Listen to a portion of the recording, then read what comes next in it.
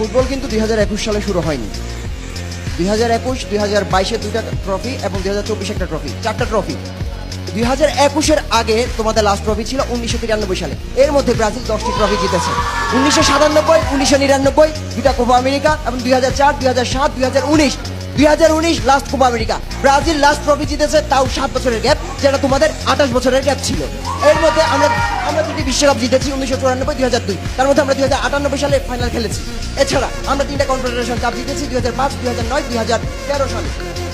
এখন তোমরা যেটা বলতে যাচ্ছ সেটা হচ্ছে লিওনেল মেসি কেন সেরা।